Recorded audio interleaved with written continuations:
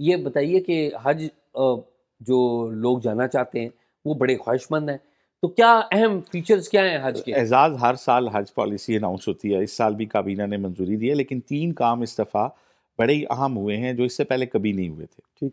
تو میں آپ کو ان 3 کاموں کی تفصیلات بتاتا ہوں. سب سے پہلے تو یہ کہ اس دفعہ خواتین محرم کے بغیر حج کر سکیں گی. یہ اس سے پہلے پاسبل نہیں ہوتا تھا، حج عمرہ نہیں ہوتا تھا، لیکن اب خاوند کی طرف سے یا والد کی طرف سے ایک ایفیڈیوٹ دینا ہوگا، اور جو ہے خواتین جو ہیں وہ محرم کے بغیر عمرے اور حج کے اوپر جا سکیں گی. اس سال پہلی دفعہ یہ ہوگا.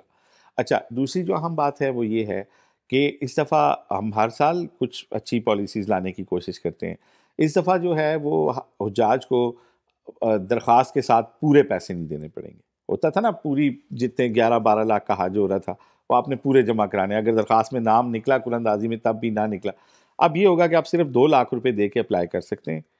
اگر آپ کا نام آ جاتا ہے تو اگلے 15-20 دنوں میں آپ نے 4 لاکھ روپے مزید دینے، اور پھر جنوری میں فیبرری میں آپ کو جو ہے ریمیننگ پیسے دینے ہیں جتنے کا بھی کل حج ہے. تو ایک تھوڑی سی سہولت حجاج کے لیے پہلی دفعہ یہ کی گئی ہے کہ وہ پیسے اپنے قسطوں میں دے سکتے ہیں، اگر نام نہیں آتا تو 2 لاکھ روپے ہی واپس لے لیں گے. تو ایک تو یہ بھی حجاج کے لیے اچھی بات ہے.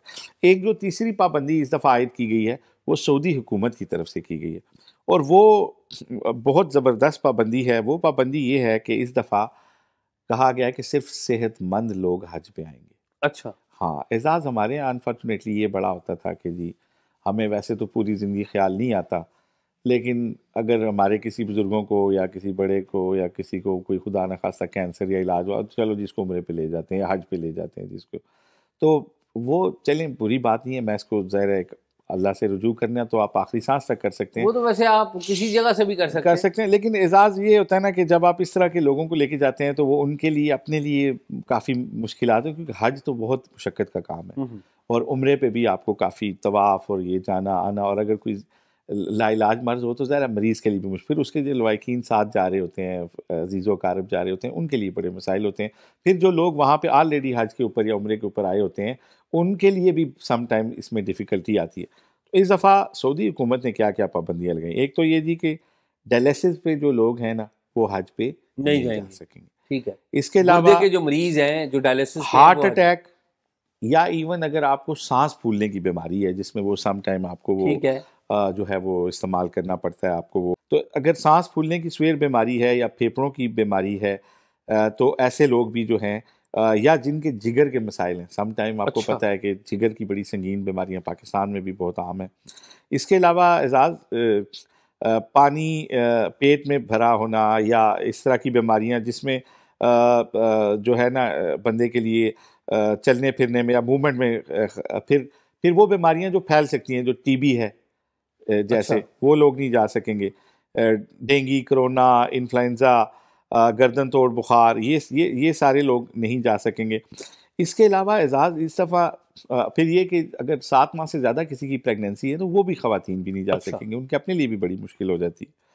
اور ایک جو زبردست بات ہوئی ہے کہ نہ صرف یہ کہ جسمانی بیماریوں کے علاوہ بلکہ اگر نفسیاتی عوارض ہوں شدید نوعیت کے تو وہ لوگ بھی حج کے اوپر اس دفعہ نہیں جا سکیں گے. تو یہ جو ہے نا ایک تھوڑا ریسٹرکٹ کیا گیا، اس لیے کہ جو لوگ وہاں پہ آئیں وہ صحت مند ہوں اور ایک دوسرے کے لیے کم از کم مسائل یا بیماریوں کا سبب نہ بن سکے. اس کے علاوہ 12 سال سے کم عمر کے جو لوگ ہوں گے ان کو بھی حج پہ جانے کی اجازت نہیں ہوگی. اچھا، یہ پہلی دفعہ اتنی اسٹرکٹ یہ پالیسی آئی ہے؟ جی یہ اسٹرکٹ پالیسی پہلی دفعہ آئی ہے، کم از کم بیماریوں کے حوالے سے پہلی دفعہ آئی ہے. نامحرم کے حوالے سے پہلی دفعہ تھوڑا ریلیکس بھی کیا گیا خواتین کو. لیکن یہ جو تھا نا کہ بہت چھوٹے بچے، ان کے لیے بھی ڈیفیکلٹ. ابھی دیکھیں اس سال حج پہ شدید موسم کی وجہ سے کتنے حجاج کرام جو تھے وہ شہید ہو گئے ہیں، وہ ڈیتھ ہو گئی ان کی واقعہ. اچھا آصف، ویسے میں اب آپ کو ایک بات بتاؤں، محمد بن سلیمان آپ کو پتہ ہے کہ وہ اب سعودی فرما روا ہیں. انہوں نے ڈراسٹک تبدیلیاں لے کے آئے ہیں، اور جو ریولوشنری میں کہوں گا تبدیلیاں سعودی عرب میں لے کے آ رہے ہیں، ان کا وہاں پر جو لوکل ہیں وہ ان کا بڑا خیر مقدم جو ہے وہ ہمیں کرتے ہوئے نظر آ رہے ہیں. یہ جو پالیسی آپ نے پڑھ کے ابھی سنائی ہے، میں ایز اے پاکستانی، اور ظاہر ہے ہم مسلمان ملک میں رہتے ہیں، مسلمان ہیں، مجھے یہ پالیسی بڑی بہتر لگی ہے. اس میں دو چیزیں بڑی مجھے اٹریکٹ کی ہیں. ایک تو یہ کہ جو بیمار لوگ ہیں جو آلریڈی پریشانی کا شکار ہیں ان کو ریسٹرکٹ کیا ہے انہوں نے ایز اے پالیسی.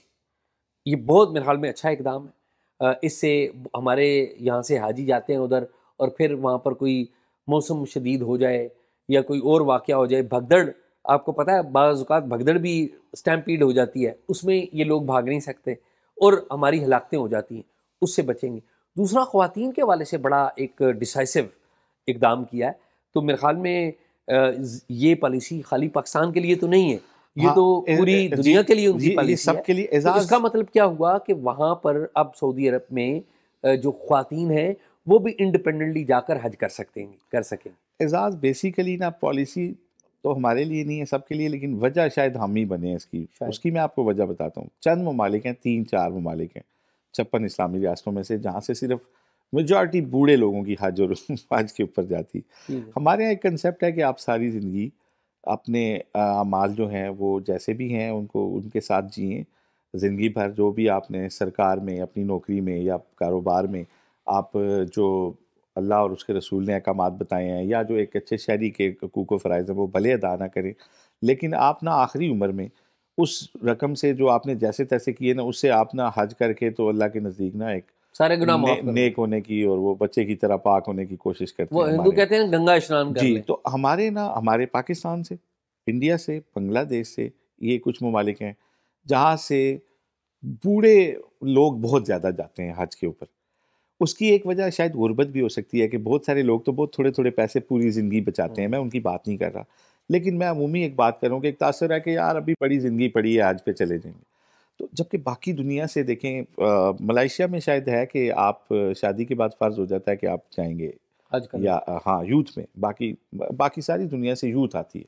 ہمارے ہاں بوڑھے لوگ جاتے ہیں تو بیچارے نیچرلی ان کے اندر کچھ نہ کچھ 2-4 گولیاں کھا رہے ہوتے ہیں, وہ کوئی نہ کوئی مسائل ہوتے ہیں, تو وہ اس سے کیا ہوتا ہے ان کے اپنے حج کی کوالٹی, چلیں وہ تو اللہ تعالیٰ قبول کرے, وہ بیچارے بڑی مشکل سے کرتے ہیں, لیکن آپ سم ٹائم دوسروں کے لیے وہاں پہ مسائل کا شکار ہوتے ہیں. تو ایک تو یہ بات اچھی ہوگی.